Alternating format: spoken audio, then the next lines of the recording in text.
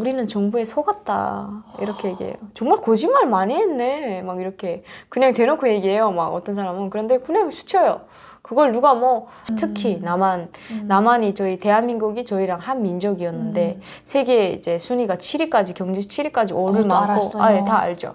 그러니까 오를 만큼 발전을 했는데 북한이라는 나라는 도대체 뭐 경제가 세계 순위에서 제일 마지막으로 두 번째인가 그렇게 된다고 하던데요. 그것도 알았어요. 우리가 계속 핵을 쏘고 하니까 이제 미국에서 이렇게 대북 제재를 하는데 방법이 없다. 그럼 우리는 어떻게 해야 돼요? 죽어야지 어떡하게. 뭐 이러다가 뭐 어르신들이 그래요. 어르신들도? 네, 어르신들도 그래요.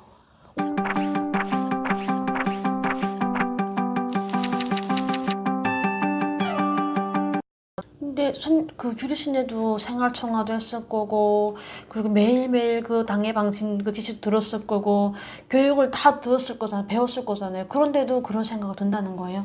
어떻게 보면 깜방 생활을 하는데 깜방에서 이제 그 보는 사람들 보고 뭐라고 하죠? 그런 사람들이 저희들에게 계속 생활청화를 해요. 이게 뭐 깜방 생활을 할 때 잘해야 되고 그래야 되는데 그때뿐이잖아요. 그거 뭐 그냥 진짜 진심으로 받아들일 리는 없잖아요. 내가 지금 힘들고 갇혀서 사는데 그게 뭐가 중요해요?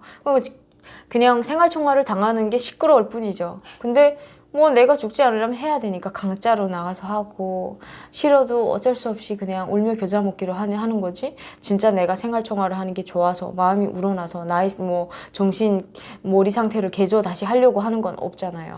그럼 당연히 받아들이지 않는다는 거잖아요. 네. 저희 때는 그래도 이거는 우리가 그냥 이 나라에 살면서 당연히 밥 먹는 거랑 똑같이 내가 해야 되는 일과다라고 받아들여서 맞아요. 했거든요. 네, 맞죠. 근데 이제는 그것도 없다는 거잖아요. 그게 이제 저희가 외부 컨텐츠를 접하면서 다른 나라는 그렇게 안 사는데 왜 우리만 이렇게 살지? 이런 의문이 많아지는 거죠. 그리고 다른 나라는 이때까지 이렇게 있으면서 되게 많이 발전하고 특히 남한이 저희 대한민국이 저희랑 한 민족이었는데 세계 이제 순위가 7위까지 경제 7위까지 오를 만큼 아예 다 알죠. 그러니까 오를 만큼 발전을 했는데 북한이라는 나라는 도대체 뭐 경제가 세계 순위에서 제일 마지막으로 두 번째인가 그렇게 된다고 하던데요. 그것도 알았어요. 네, 그러니까 이게 진짜 소문이 되게 빨라요. 제일 빠른 말이 사람 말이라고 하는데 그것처럼 소문이 되게 빠른데 그거를 알고 있고 그러니까 나는 지금 먹고 살기 힘들어요. 근데 북한 정권에 대한 고마운 감정이 어떻게 있어요? 왜 힘드냐? 정권에서 우리한테 할 수 있는 걸 주어주는 게 아무것도 없으니까요. 너무 힘들잖아요. 그러면 TV에서 막 나올 때 젊은 그 막 친구들이 김정은이 지나가 막 울고 막 이러잖아요. 그러면 그것도 정말로 우리가 생각하는 쇼인가요? 쇼죠. 저도 이제 그런 게 있어요. 김정일 이제 사망했을 때, 죽었을 때, 다른 사람들이 막 울며 불며 하는데 눈물을 안 나와요. 그럼 어떻게 해요? 강자로 다 쥐어짜야 돼요. 그거 안 흘리면 또 큰일 나는 거예요. 그러니까 한 명이 울어요. 그러면 어쩔 수 없이 또 눈물을 짜야 되는 거예요. 그러니까 모든 건 다 쇼. 다 알면서 아웅하는 거지. 눈 감고 아웅한다고. 제가 봤을 때는 물론 그때 울은 사람들이 왜 울었는지 저는 그때 감정을 잘 모르겠는데요. 그래도 아직까지 조금은 김정은 이제 뭐 아래층들이 나쁘다고 생각하는 사람들이 있고 또 김정은은 그렇지 않다고 생각하는 사람들이 있을 수는 있겠지만 그건 아마도 좀 집안의 교육을 완전 빨갱이라고 하잖아요. 북한에서 빨갱이 집안에서 그냥 혁명적으로 사상적으로 계속 이렇게 공부를 시키고 했으면 나는 이걸 믿고 이렇게 됐고 그러고만 이제 생각하고 누가 뭐라 해도 아니야 그럴 리가 없어 이렇게 하고 외부 콘텐츠를 많이 접하고 그걸 많이 본 사람들은 야 이게 뭔가 잘못됐는데 이렇게 생각하고 이 흐름이 돌아가는 것만 딱 봐도 우리가 뭘 그렇게 잘못했는데 남한 드라마를 본다고 총살까지 해? 대한민국에서 우리한테 뭘 그렇게 잘못하는데? 네, 그렇잖아요. 어떻게 보면 계속 도발을 한다고 하는데 진짜 도발은 우리도 알고 있어요. 핵 계속 개발하고 하니까 그것도 알고 있어요? 대북 제재하는 거잖아요. 그러면 핵을 하지 말아야 되는데 그걸 계속 하고 있는데 그런 말도 하고 있어요? 그런 반응도 보여주고 있어요? 네, 저는 이제 저보다도 그 친구들이 더 잘 알고 있더라고요.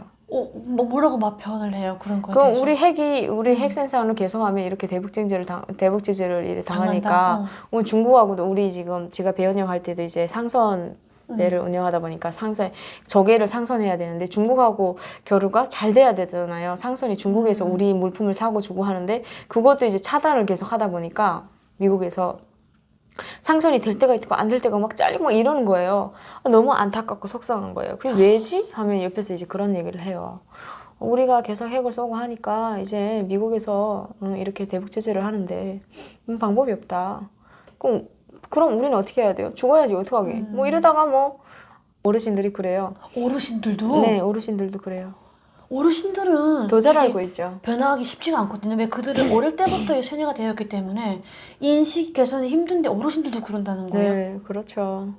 우리 할아버지도 그렇고 우리 할아버지 2개 대학도 나오고 되게 신념이 투철한 분이셨어요. 그럼에도 불구하고 벌써 다 알고 있는데요, 뭐. 북한이 굉장히 내부적으로는 많이 곪아있네요. 내부적으로는 진짜 곪아 있어요. 외부적으로는 진짜 뭐 사람들이 김정은 만세하면서 사는 것처럼 보이겠지만 실제적으로는 그렇진 않아요.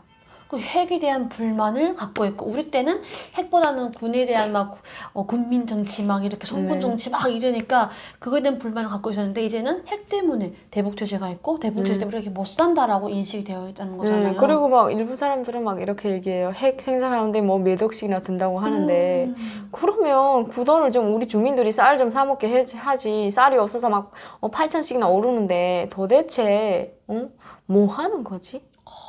그러니까 우리는 정부에 속았다 이렇게 얘기해요. 정말 거짓말 많이 했네 막 이렇게 그냥 대놓고 얘기해요. 막 어떤 사람은 그런데 그냥 스쳐요. 그걸 누가 뭐 신고하거나 잡혀가거나 뭐 그러지 않나요? 그러니까 약간 어떻게 보면 재수가 없으려면 신고하는데 잡히긴 하는데 웬만하면 다 사람들이 그냥 같이 호응을 하는 것 같았어요. 왜냐면 북한 사회는 감시 체제잖아요. 맞아요. 그래서 내가 말 뻥긋하면 옆집에서 누가 감시해 신고하고 또 친구들 사이에서도 3대 1로 감시가 되어 있잖아요. 근데 그렇게 막 대놓고 막 얘기하고 이렇게 하면 잡혀갈 법도 한데요. 네. 근데도 한다는 거예요? 근데 그렇게 하는 사람들을 봤어요. 근데 그 사람들이 현실적으로 잡혀는 안 갔어요. 잡혀가는 사람들이 있지만 뭐 대부분 사람들이 다 그렇게 스파이를 할 수는 없으니까 그렇게 뭐 걸려드는 사람들이 있는 것 같아요. 와, 진짜 이거는 정리가 안 되네요. 막 맞아요. 저도 지금 얘기를 하다 보니까 되게 머리가 아프고 그때 일이 또 상기가 되는데요. 진짜 이건 좀 어떻게 보면 진짜 가보시면 알게 될 거예요. 다시 가보고 싶어요, 정말. 네, 가보시면 저희들이 이제 저 같은 청년들을 만나보고 얘기해보면 다 알게 돼요. 사람들이 그냥 여기로 말하면 약간 되게 팽창해요. 건드리면 터져요. 터져요. 네, 터져요. 방 터져요. 근데 나는 한국에 와서 놀라운 게 한국 사람들이 너무 여유가 있더라고요. 하 웃고 아, 네. 북한 사람들 하 웃는 사람들이 그냥 자기하고 상관없고 만약 뭐 누가 길을 물어본다 몰라요. 그냥 이러면 끝이고 아 지가 알아서 가지 무슨 약간 이렇게 되게 신경이 살아있어요. 되게 모든 게 지금 짜증나는 상황이죠. 아우야, 불쌍하고 갑갑하네요. 네, 너무 갑갑하고 되게 좀 사람들은 그러니까 내가 편안하고 내가 먹고 살기 좋으면 누가 어떤 이제 고통을 겪는지 모르잖아요. 직접 가보지 않고서는 이거를 체험할 수 없는 사실이에요. 현실이에요. 드론을 띄워서 북한 내부에다 보내가지고 북한 청년들이랑 인터뷰했으면 좋겠다는 생각 갑자기 내가 지금 하고 있네요. 그러면 여기서 김정은의 그 딸 김주애도 TV를 많이 봤을 거잖아요. 그러면 김주애에 대한 반응은 어때요? 처음에는 그런 게 있었어요. 공주가 출연했다 해서 되게 궁금하고 저도 궁금했어요. 야, 공주면 되게 이쁜 거 아니야? 하고서 궁금했는데 갑자기 TV 나왔는데 뭐지? 좀 왜 저렇게 생긴 거야? 처음에는 야, 공주 측은 되게 실망스럽다 이렇게 생각을 했는데 그냥 우리는 한 번 출연하고 출연을 안 할 줄 알았는데 갑자기 뭐 이상하게 핵 관련해서도 출연하고 막 정치적으로 나서는 거예요. 이게 뭔가 이상하지 않니? 그러니까 옆에 있는 사람들이 설마 후계자? 막 이런 얘기도 있었어요. 그러니까 이런 남자는 여자는 이해 못하지 안 그래? 이런 얘기도 했어요. 내 쪽으로 여자는 이해 못하지. 여자는 이해 못하지. 예, 남자들이 그랬어요. 왜냐면 아직도 북한은 남전여비가 강한데 갑자기 여자가 우리를 정치한다? 이해 못하지. 근데 뭔가 제가 봤을 때는 지금 흐름상 항상 김주애가 등장하는 것은 이제 핵 개발을 한다든지 로켓을 발사한다든지 이런 데만 출연하잖아요. 그래서 제가 물어봤어요. 아, 그 북한에 살 때 좀 이런 데 밝은 이제 정치하는 사람 보고 왜 이렇게 출연하는 거죠? 이제 제가 봤을 때는 나이도 되게 어리신 걸로 알고 있는데 이런 핵 개발하는 데는 왜 공주님이 출연을 하시는 거지 하니까 아 네가 모르고 있구나. 공주님께서 핵 개발의 천재시야. 이게 핵의 천재라고 하는 거예요. 어떻게요? 핵에 대한 엄청난 공부를 해서 수재? 막 천재? 그래서 그쪽으로 엄청 잘 알고 있다는 거예요. 이게 말이 안 돼요. 이상하게 우상을 네. 시키는구나. 그래서 저는 그때 딱 그냥 제 개인적으로 생각은 후계자구나. 그냥 아들이 어떻게 뭐가 병신이던 없던 뭔가 후계자로 얘를 내세우는구나. 그러니까 자식들도 보면 제일 똑똑한 애가 있잖아요. 그러니까 그 걔가 구중 똑똑해가지고 근데 여자가 사실 북한에서는 어떻게 보면 저 개인적인 생각인데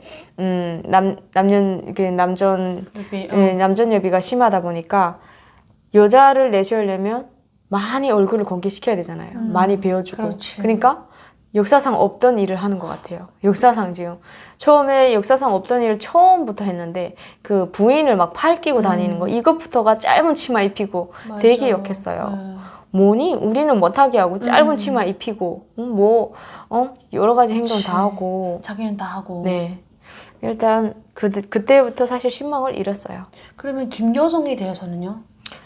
김여정에 대해서는 이제 우리가 이게 말밥에 오르고 막 이러진 못했던 것 같아요. 그게 이제 김여정이는 그렇게 막 직접적으로 나서진 않고 인지도가 없구나. 네, 이런 소리 했어요. 뒤에서는 김여정이가 정치를 한다라는 얘기는 돌긴 했는데요. 그게 저희들이 직접 본 것도 아니고 겪는 것도 아니고 사실 이래 북한에서 내부적으로 도는 소문은 약간 북한에선 그런 게 있잖아요.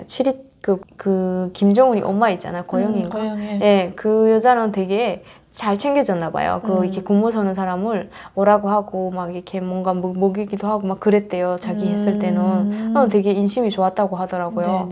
예, 그런 얘기도 하고 막 여러 가지 이야기를 해주는 거예요. 근데 되게 왕족 얘기는 사실 어디가 하면 안 되죠. 가게도 되는. 그러니까 그런데 진짜 막 그런 얘기도 돌고 그러는 거예요. 그러면 만약 그 김정은이 병적 증상이 사라지고 김주애가 됐다라고 하면은 어떻게 될까요? 예상을 해보겠죠, 그냥.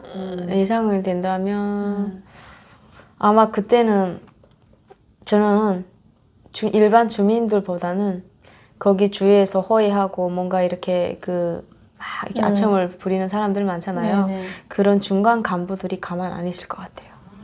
네가? 네. 그래요? 네. 네가 그런 걸 이렇게 생각할 것 같아요. 그럼 어찌 보면은 내부 내부 갈등이 제일 커질 것 같아요. 그래요. 네. 저는 당연히 받아들인다고 생각했었거든요. 북한은 누가 되든 당연히 받아들인다고 했는데 최근에 온 우리 규리 씨 말로는 뭔가 불만이 생기면서 뭔가 터진다는 거잖아요. 네, 맞아요. 나는 제발 좀 북한 사회가 변해가지고 그 내부 불만이 커져서 그 내부에서 뭔가 변화를 일으켰으면 좋겠어요. 그래야 내부에서 도와줄 수가 있거든요. 맞아요. 저도 되게 간절히 원하고 있어요. 저는 좀 봤을 때 불가능한 일은 아닌 것 같아요.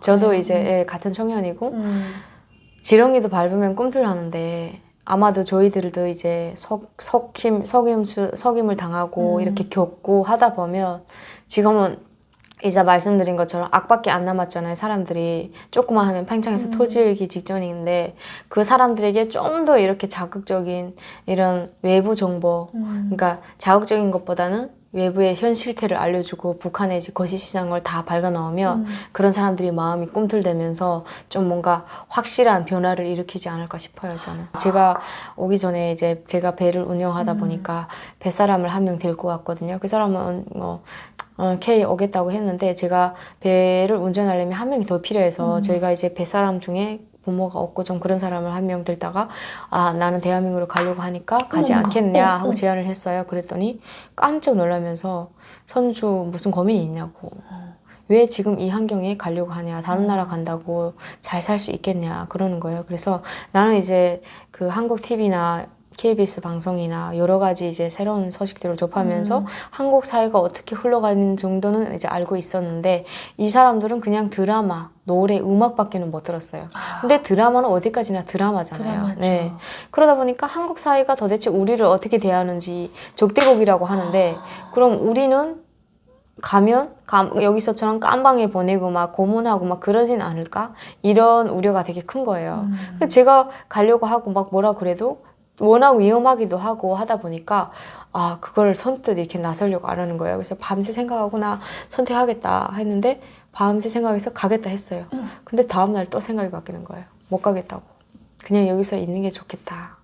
왜 가냐고. 먹고 살기 힘든 것도 아닌데. 그래서 알겠다.